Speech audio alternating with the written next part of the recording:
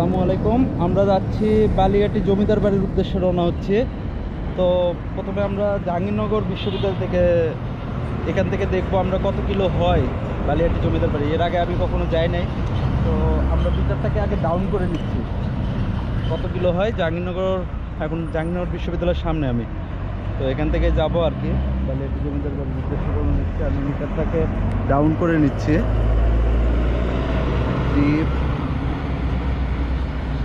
ট্রিপটাকে আমি 0 করে দিচ্ছি, 0। হ্যাঁ, তো এখান থেকে আমরা যাবো আর কি বালিয়াটি জমিদার বাড়ির উদ্দেশ্যে।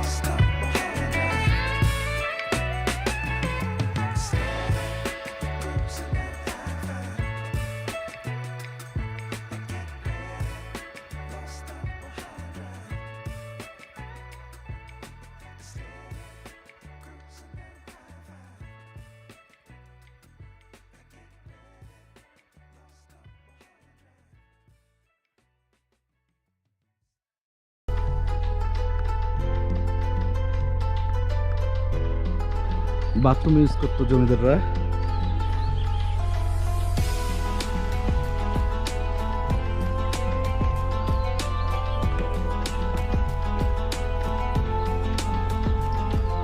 তৎকালীন সময়ে ব্যবহৃত বাথরুম, অনেকগুলি বাথরুম। কক্ষগুলো সাহা পরিবারের শৌচাগার ছিল। হ্যাঁ,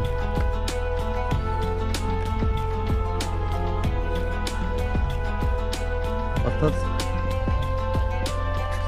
সেই সময় শৌচাগার মেবি পানির ব্যবহার করতে এই পুকুর থেকে নিয়ে, কারণ পুকুরের পাশে এই শৌচাগারগুলো করা।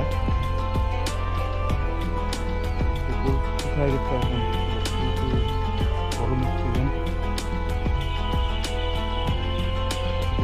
শুকিয়ে গেছে এবং এই শৌচাগারগুলি তারা দেখুন, চিন্তা করে দেখুন একটা জিনিস, যে সেই সময় তৎকালীন সময়ে ওইটা বাসা, ওখান থেকে এসে এত দূর ঘুরে তারা শৌচাগার ইউজ করতো।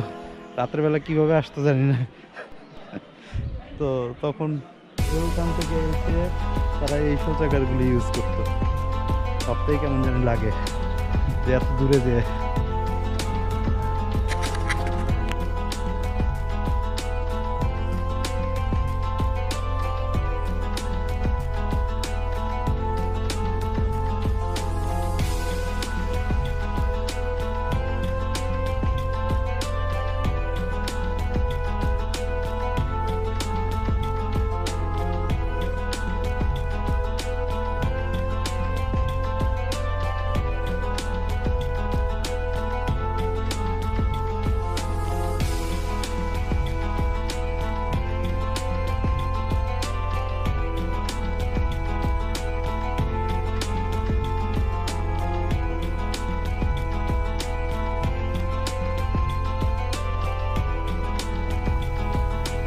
দৃষ্টিনন্দন এই জমিদার বাড়ি বিভিন্ন ভবন এক একজন উত্তরাধিকারীর মাধ্যমে পৃথক পৃথক সময়ে নির্মিত হয়েছে।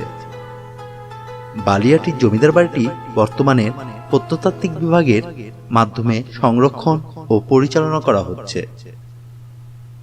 আর এই জমিদার বাড়ির কেন্দ্রীয় ব্লকে রংমহল খ্যাত ভবনে জাদুঘর গড়ে তোলা হয়েছে। বালিয়াটি প্যালেস নামেও এই জমিদার বাড়িটি পরিচিত।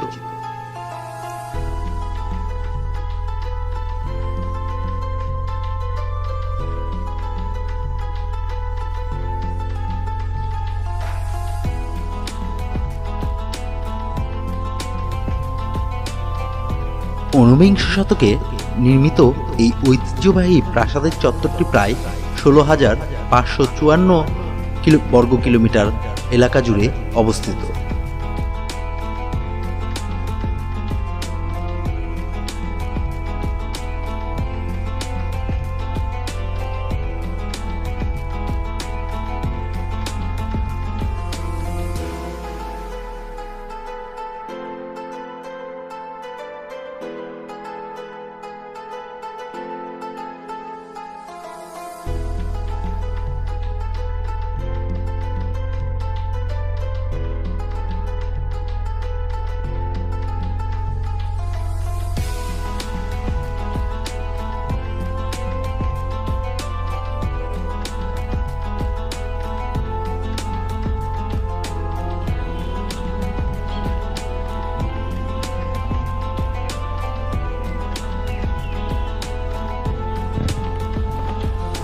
জমিদার চত্বর উঁচু প্রাচীর দিয়ে ঘেরা এবং জমিদার বাড়ির মূল ফটক দিয়ে প্রবেশ করলে সুপ্রশস্ত সবুজের ঢাকা আঙিনার চোখে পড়ে।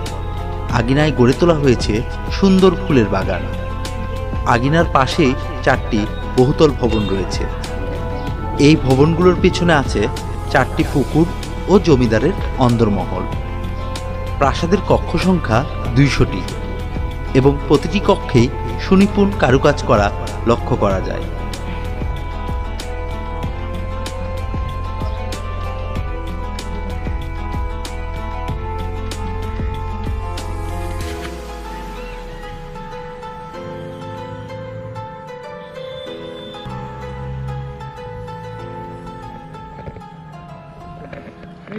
এটা হচ্ছে রায় বাহাদুর হরেন্দ্র কুমার রায়। এদের কিন্তু টাইটেল ছিল চরম তিনি আর কি রায় বাহাদুর হরেন্দ্র কুমার রায় চৌধুরী, তিনি আর কি এই বিদ্যালয়টি প্রতিষ্ঠা করেন।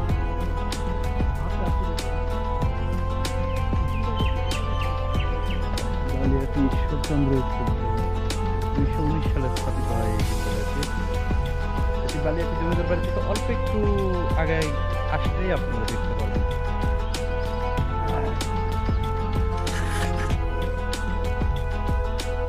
বালিয়াটি জমিদার বাড়ি দেখা শেষ করে আমরা এবার রওনা দিলাম পাকুটিয়ার জমিদার বাড়ি দেখার জন্য।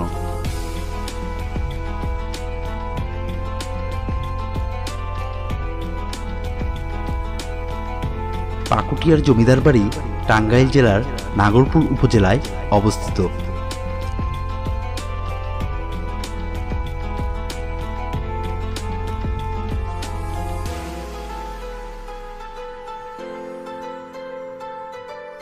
আসসালামু আলাইকুম।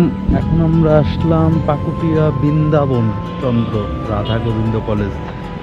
যদিও এটা একটা কলেজ হয়েছে এখন, আগে এটা জমিদার বাড়ি ছিল। দেখে আসে আমরা জমিদার বাড়িতে একটু দেখি। এখানে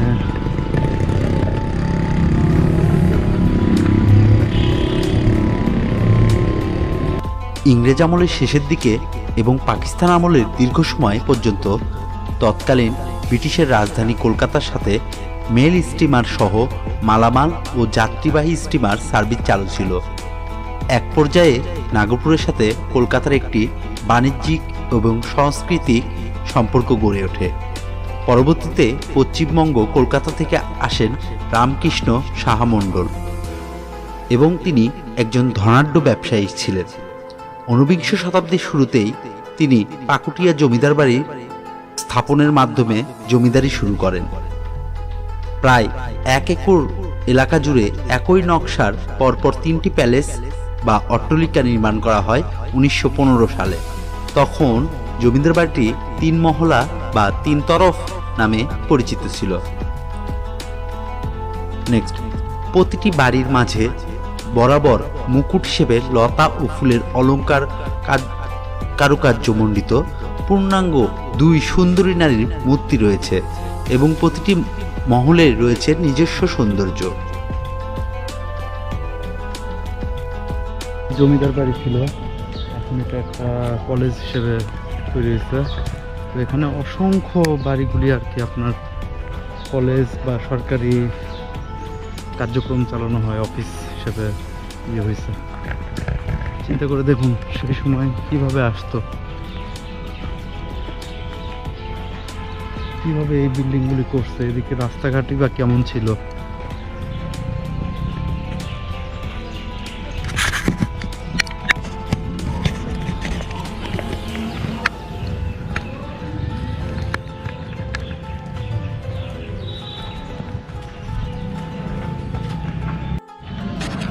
এই পাকুটিয়ায় আসলে আপনি আশেপাশে আসলে অনেকগুলি জমিদার বাড়ি দেখতে পারবেন। জমিদার বাড়িগুলি আসলে খুবই সুন্দর।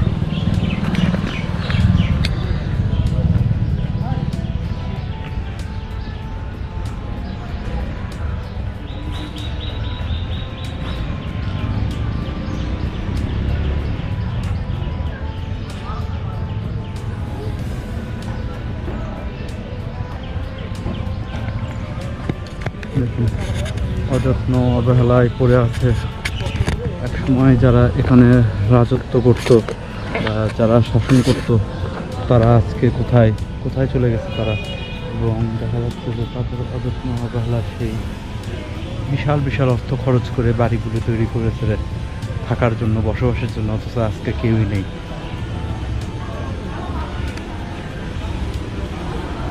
আজকে কেউ নাই এখানে। তারা অনেক অর্থ ব্যয় করে নিজেরা বসবাসের জন্য এই বাড়িগুলি তৈরি করেছিলেন, কিন্তু আজকে দেখুন এগুলি অযত্ন অবহেলায় পড়ে পড়ে নষ্ট হচ্ছে।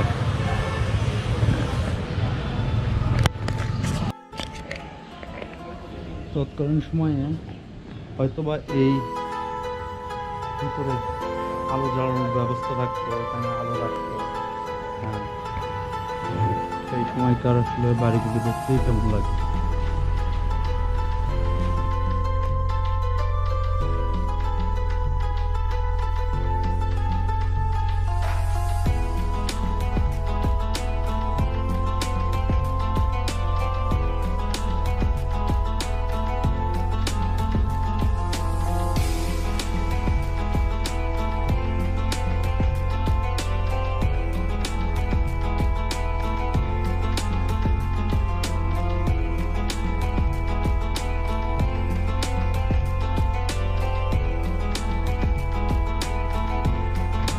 তৎকালীন সময়ে এই জায়গায় আসলে পূজা হইতো, পূজার একটা ঘর করা, তো এখানে পূজা হইতো।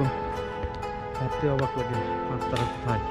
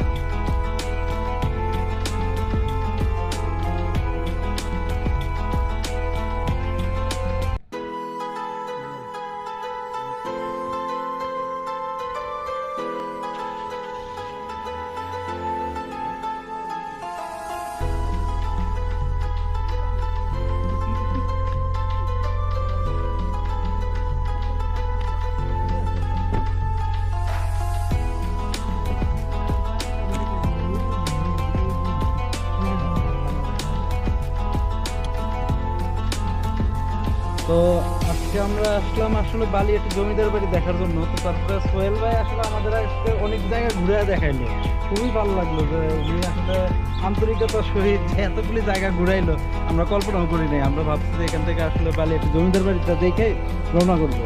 হ্যাঁ, তো ভাইকে অসংখ্য ধন্যবাদ যে ভাই আমাদের এত কিছু কষ্ট করে, হ্যাঁ, তার সময় নষ্ট করে আসলে আমাদের ঘুরে দেখাইলো। তোমার ভাই কিছু বলবেন? আসলে ভাই খুবই কষ্ট করে ঘুরাইলেন, ভাইয়ের অনেক ধন্যবাদ যে ভাই একটা দই খাওয়াইছে আমাদের। দইটা আসলে টেস্টি ছিল। ঘুরতে আমার মজা লাগছে, আলহামদুলিল্লাহ। মাঝে মাঝে আসলে আমাদের ভালো লাগে ইনশাআল্লাহ। হ্যাঁ ইনশাআল্লাহ ভাই।